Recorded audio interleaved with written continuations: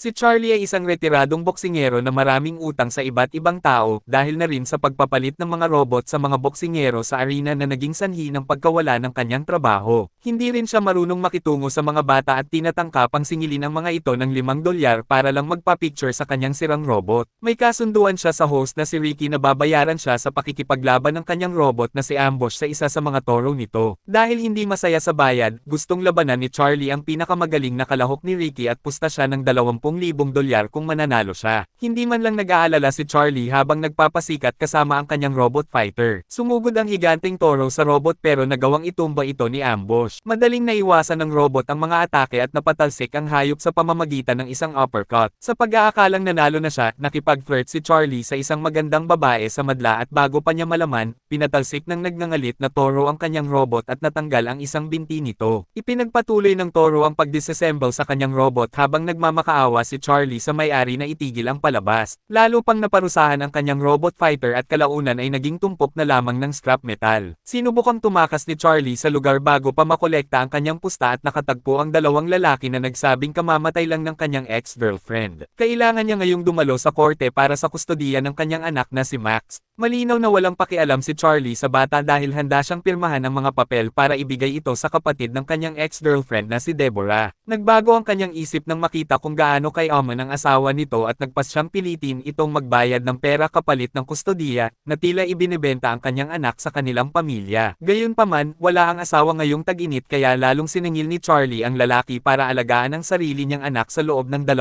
buwan. Napakawalang puso talaga. Dahil may bago ng pera, agad siyang bumili ng isa pang robot na tinatawag na Noisy Boy mula sa black market. Umuwi si Charlie sa kanyang girlfriend na si Bailey at may utang din siya rito. Sinubukan niyang gamitin ang kanyang karisma para akitin siya pero nakalimutan niyang hindi na siya nakikipaglaban at sinabi nito na mas gusto ang pera kaysa sa kanyang magandang katawan. Inihatid ni Barbara at ng kanyang asawa si Max sa pintuan at galit ang bata hindi dahil ibinente siya ng kanyang ama kundi dahil hindi siya nakakuha ng bahagi sa perang iyon. Mukhang hindi nga nalalayo ang bunga sa puno. Natanggap ni Charlie ang bagong robot at binuksan ang shipping container nito. Isang higanting makina na may samurai armor ang lumabas sa isang kahangahangang paraan. Sinubukan niyang gamitin ang voice control pero hindi sumasagot ang robot.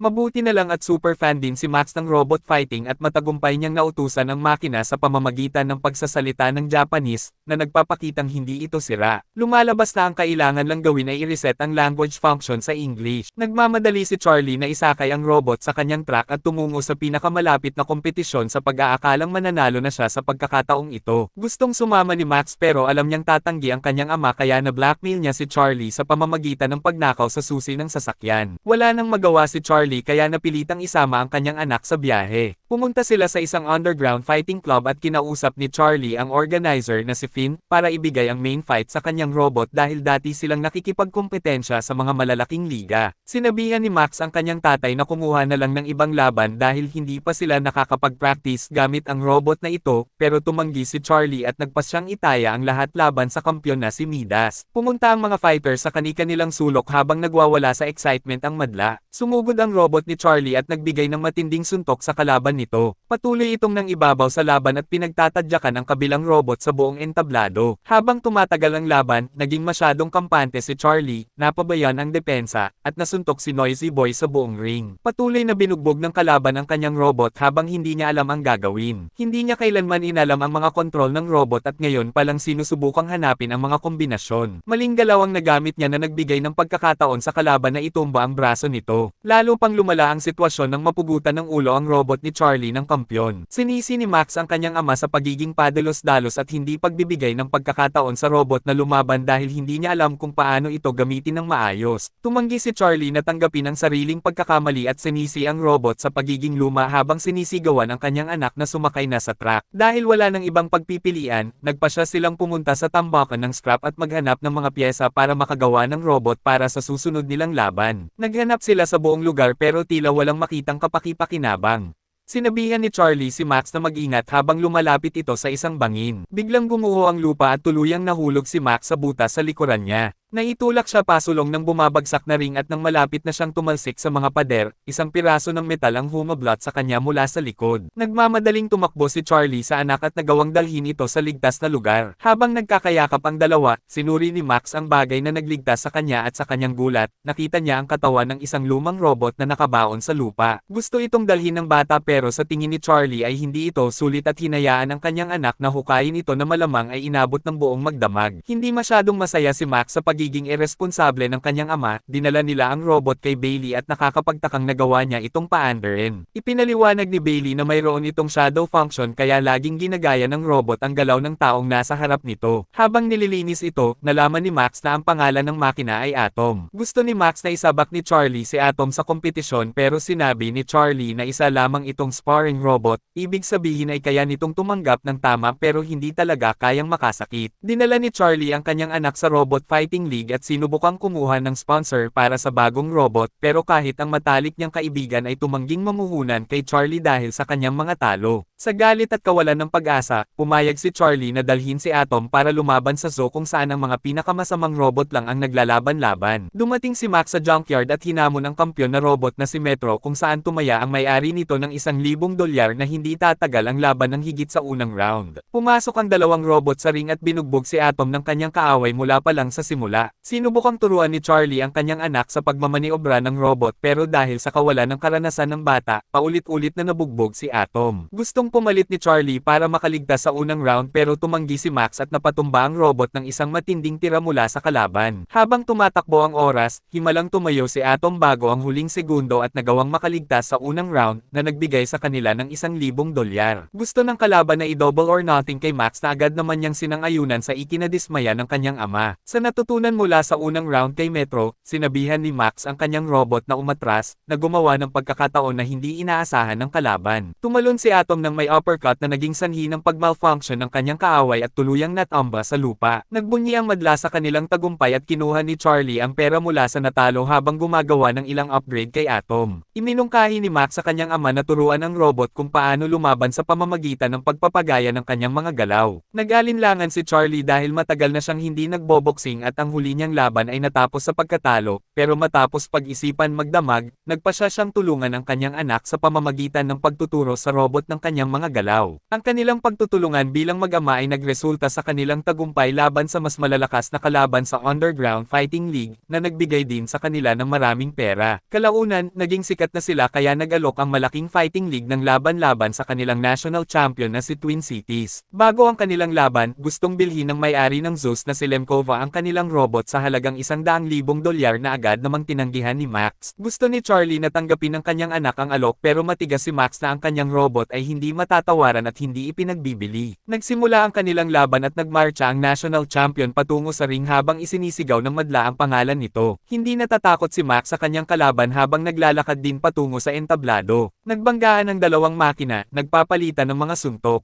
Nagsimulang makakuha ng bentahe si Twin City at naitulak si Atom sa sulok dahil sa mas malakas na kapangyarihan at abot nito. Nahirapan si Charlie na tapatan ang kanilang mga galaw dahil may dalawang ulo ang mga ito na nagre-resulta sa kawalan ng blind spot. Sa huli, napansin niya ang kahinaan sa balikat ng kalaban at nagawang mag-counterattack habang itinutulak ito. Nanatiling malapit si Atom sa mas malaking robot, nagpapakawala ng maraming body shots at tinapos ito sa pamamagitan ng isang matinding uppercut na nagpabagsak sa kalaban. Nagwala ang madla dahil tinalo lang ng dihadong kalahok ang national champion sa isang dominanteng paraan. Galit pa rin si Max na sinubukang bilhin ni Lemkova ang kanyang robot kaya hinamon niya ang kanilang team para sa isang laban, habang ang babae at ang kanyang designer ay nakatingin ng may pagmaliit habang lumalabas ang dalawa sa gusali sa tagumpay. Nasira ang kanilang selebrasyon sa pagdating ni Ricky na kukunin ang perang utang sa kanya ni Charlie. Sinubukang lumaban ng ama pero binugbog siya ng grupo habang sinusubukan din niyang protektahan ang kanyang anak. Kinuha nila ang lahat ng kanilang napanalunan at binugbog ang ama habang nanunood ang anak. Sa pagkaalam na ang buhay na mayroon siya ay masyadong mapanganib para kay Max, nagpasya si Charlie na ibalik siya sa kanyang mga tagapangalaga ng mas maaga, na labis na ikinalungkot ni Max. Habang naglalakad palayo sa pagkadismaya at hindi sigurado sa kanyang desisyon na iwan ang kanyang anak, bumalik si Charlie kay Bailey at humingi ng payo. Iniisip ni Charlie na hindi siya sapat para sa kanyang anak at nangatwiran na ang kanyang mga foster parents ay maraming pera. Siniguro sa kanya ni Bailey na ang pagmamahal ng isang ama ay mas mahalaga kaysa sa anumang bagay na mabibili ng pera. Hinimok niya si Charlie na magkaroon ng lakas ng loob na ipaglaban ang kanyang anak. Naantig sa kanyang mga salita, bumalik si Charlie kay Max at humingi ng tawad sa kanyang ginawa. Sinabi rin niya kay Max na tinanggap niya ang laban-laban kay Zeus na muling nagpangiti sa kanyang anak. Naglakad sila patungo sa ring habang naghihiyawan ang madla para sa dahadaw sa laban. Tumingin si Charlie sa gilid at nakitang dumating si Bailey para suportahan sila na nagdulot ng ngiti sa kanyang mukha. Nagsimula ang musika at pumasok si Zeus sa entablado, nagmamarcha patungo sa ring ng may pagbabanta. Sumugod ito at tumalon sa ring, mas matayog sa lahat ng nasa paligid nito. Nagsimula ang laban at lumapit ang dalawa, pero nagpakawala si Zeus ng isang matinding suntok na nagpabagsak kay Atom. Dahan-dahan itong tumayo pero napatumba muli matapos ang dalawang suntok lang. Tila may sariling isip si Atom at patuloy na tumatayo habang pinapatumbas ng mababangas na suntok mula sa malakas na kalaban na nagtulak dito sa sulok. Nakapagtataka, nagawa nitong gumanti gamit ang isang uppercut na ikinagulat ni Zeus dahil hindi nito iyon inaasahan. Patuloy na lumaban si Atom pero mabilis na nakabawi ang kanyang kalaban at patuloy na nagpakawala ng mga suntok hanggang sa tumunog ang bell para sa unang round. Nagmamadaling umakyat si Charlie sa entablado at agad na kinumpuni ang kanilang robot kasama ang kanyang anak. Tumunog ang bell at patuloy na nilabanan ni Atom si Zeus sa buong mga round.